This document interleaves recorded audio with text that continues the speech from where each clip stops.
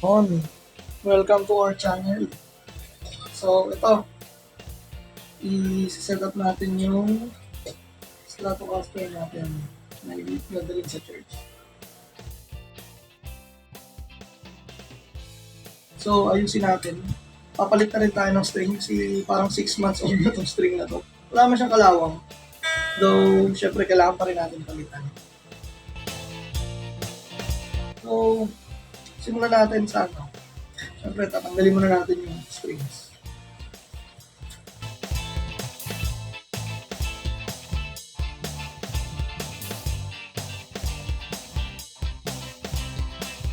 Baka lang nagtataka kayo, pwede naman tanggalin dito tapos hatakin doon. Hindi natin ginagawa yun, kinakat natin siya sa gitna para yung pagtanggal natin ng string, smooth yung paghatak natin. Hindi yung, yan, yung may mga balubaloktot na to, hatakin mo yan papunta rin sa saddle, hindi magagasgasan pa yung saddle mo pag hinatak mo sa ilalim. So, kaya natin siya kinakat. Ayan o. Para yung hatakin natin, yung may smooth na dulo. Yan, para hindi na siya sasabit-sabit sa kung saan. Tsaka guys, pag nagtatapon kayo ng string, ilagay nyo sa box yung pinagpalitan ninyo.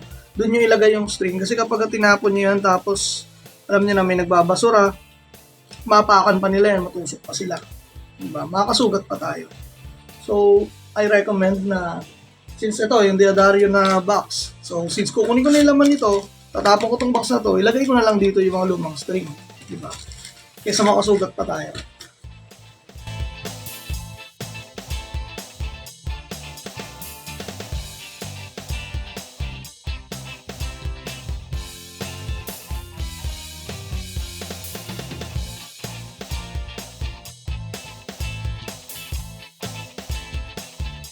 Tip ko lang din, pwede natin luwagan to. Para mamaya tayo gagalaw dito. Dito muna tayo.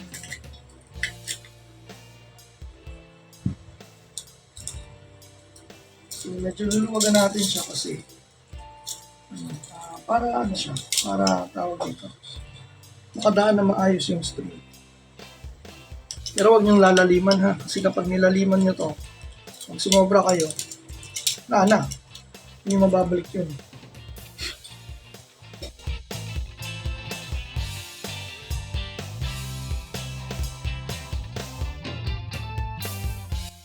So, ginawa natin, niluwagan lang natin, hindi natin nilaliman. So, niluwagan lang natin, guys.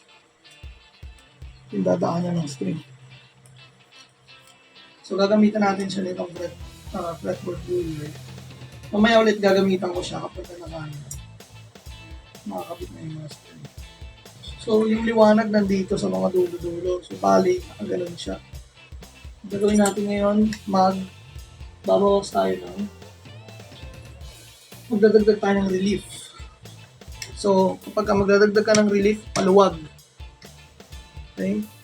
Bali, unti-unti lang ang pihit dyan. Hindi yan sinasobrahan ng pihit. Hindi yan yung grabing pihit ang gagawin mo.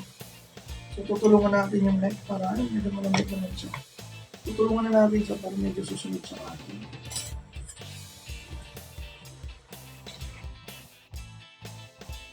So, maraming hindi pantay. Kailangan natin siyang i-level ulit. Magamit tayo ng tape.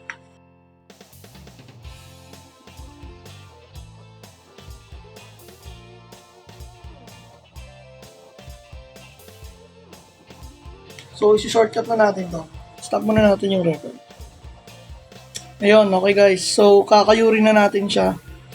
Sa labas, hindi pwede rito sa loob kasi magkakalat. Baka magdumi sa, sa sahig.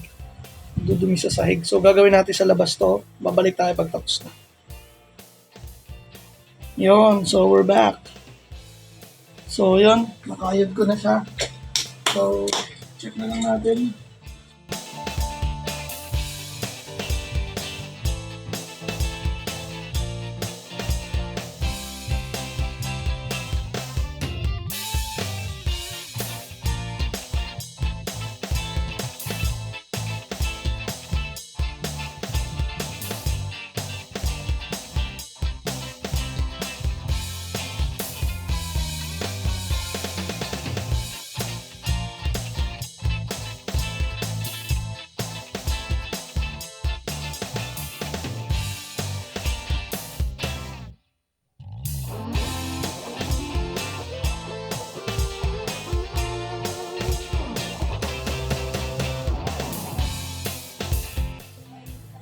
Okay, sinong bad bata?